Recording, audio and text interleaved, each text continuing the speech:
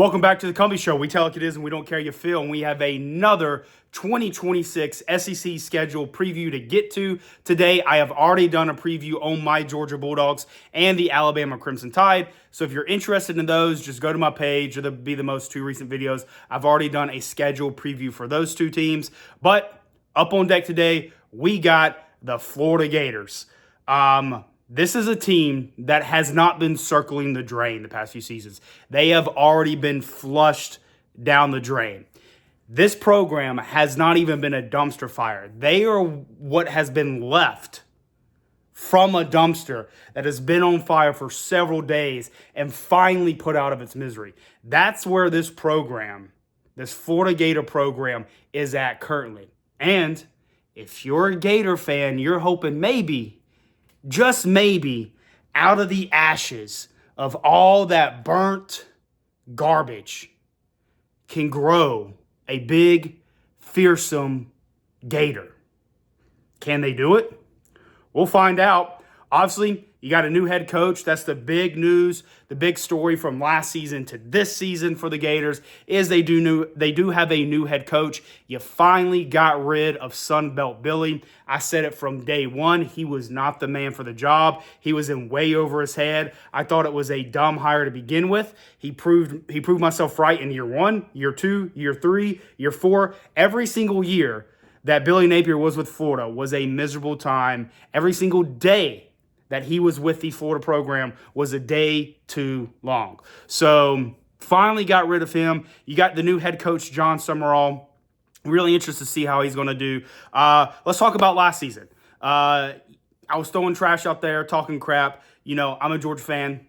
Go Dogs. But they finished the season last year 4-8 overall, just 2-6 in the SEC. Really bad year. Look, I'm a Georgia fan.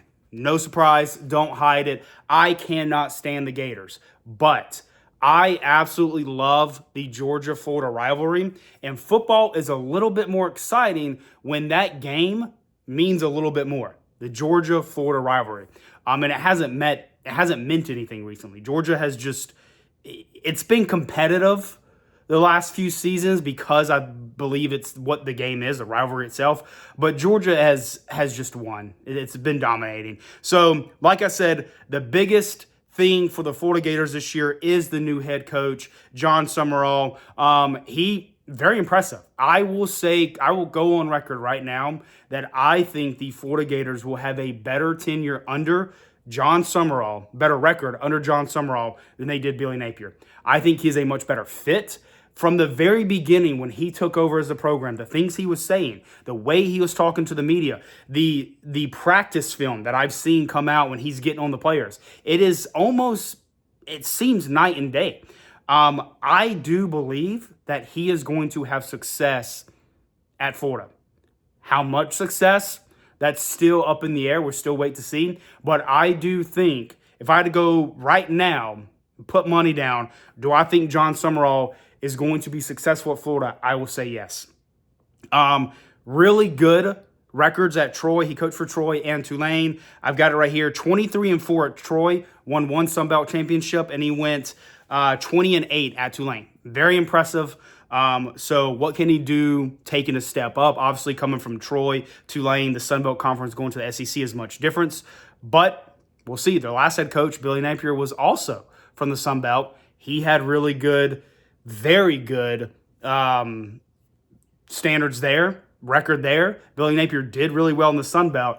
So if you're a Florida Gator fan, you're hoping this is not a repeat, deja vu of what Billy Napier is. I don't think it will be.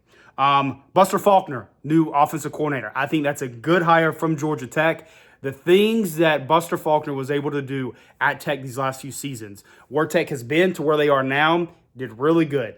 I liked what he was able to get, the production he was able to get out of the players at Georgia Tech. Georgia Tech is not a powerhouse. They're not recruiting 5 stars across the board. He was able to get a lot out of his players. And you do have a new defensive coordinator, Brad White. We'll see what he brings to the table. So that is the biggest story coming from last season to this season. Miserable few years for the Gators. New head coach. Spring game, no defense to be had. Now, I say it every single time. You got to take what you take away from the spring game, you got to take it with a grain of salt. There's going to be some things you love. There's going to be some things you don't love. There's still going to be questions after the spring game. The answers are somewhere in the middle. They're 45-42. I'm not sure which team won, but both of your quarterbacks looked good. There is a quarterback battle between true freshman, redshirt freshman, what's his name, Tramel Jones Jr., and then Aaron Philo. I think that's how you pronounce his last name. He is a sophomore transfer. So quarterback competition going on there. They both look good in the spring game. Aaron went 21 of 28 for 193 yards, 2 touchdowns, 2 interceptions. That's about the only defense we saw. The redshirt freshman, Tramel Jones Jr., 13 of 17, 210 yards with 2 touchdowns, no interceptions. And I'll tell you what, the Gators picked up a really good receiver in the transfer portal from Wake Forest, Micah Mays Jr. He looked great in the spring game. Again, take it with a grain of salt, but I think he's going to be a problem for teams going into this 2026 schedule. So, what's my questions for the Gators this season? What is this new head coach going to bring? What kind of competition, what kind of culture is John Summerall going to bring to this Florida Gator program? That is my biggest question. I don't care about the offense. I don't care about the defense. This is a true rebuilding year. The definition of a rebuilding year. This is what Florida is in.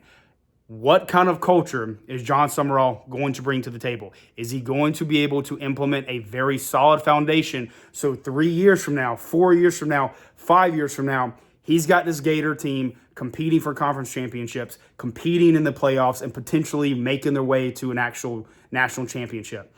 That is my biggest question for this Florida Gator team this year. I do not expect them to go out and win every game. What I want to see is this team going to compete? That is my next biggest question for this, which will depend what kind of culture John Summerall brings. Is this team going to quit when things get tough? This Florida Gator team the last few seasons has had a tendency of quitting towards the end of the season after they've lost. And my third question for the season, what I'm interested in is, what is this offense going to look like, and who's going to win the starting quarterback role, and what are they going to be able to do? Those are my 3 biggest questions going into the 2026 schedule for 2026 season for Gators. Now, let's jump to the schedule, what we all come here for. I'm going to run through the schedule, and then after I run through the schedule, I'll give you what I think they're going to do for it. So, Gators kick things off on September 5th against Florida Atlantic. A lot of SEC teams are opening up basically with no one. So easy win for Gators. You know, with the new head coach, it's probably one of the best schools to start with, best teams to start with to get your feet wet. Again, stay at home the following Saturday on September 12th to play Campbell. I've never heard of them. What is it? I don't even know where they're from. But again, should be an easy win. 2 home games back to back. Best 2 home games you could ask as a new head coach. Then you get into SEC competition. Your first SEC game is on the road against Auburn. Then you come back home the following week to take on Ole Miss. Then back on the road to take on Mizzou. Then back home to take on South Carolina. And then back on the road to take on Texas. And then you finally get your first bye of the season between Texas and Georgia. The annual rivalry game, Georgia-Florida game, world's largest outdoor cocktail party. That is going to be played on Halloween. I absolutely love when this game falls on Halloween. It's a great fun. It's a great party. I live up near Atlanta. I live just north of Atlanta, so I'm definitely going to be going to this game if at all possible. I cannot wait. This is traditionally played in Jacksonville, this Georgia-Florida game, but the Jaguar Stadium is under renovations, so instead of going home to home, which I would have loved to have done, they're moving the game to this year in Atlanta, and then next year, I believe, down in Tampa. So don't know why we couldn't have got these 2 years, one in Athens, one in Gainesville, and then go back to Jacksonville neutral site. But that is technically a road game for Florida. It is a neutral site, but it is played here in Atlanta, so it might as well be a home game for Georgia. Anytime Georgia plays there, it's primarily dog fans. After that Georgia game, you do come back home to play Oklahoma, then back on the road to take Kentucky, back home against Vanderbilt, and then on the road to finish off the regular season against your in-state rivals, the Noles, FSU. They have also been a dumpster fire for quite some time. They still keep Mike Norvell. Dumb decision, but that's a topic for another video. Takeaways from this schedule. Florida has a funky schedule where they flip-flop home and away every week. You have 2 home games back-to-back. That's against Florida Atlantic and Campbell, your 2 first games. Those are your only 2 home games back-to-back. The rest of the season, you swap.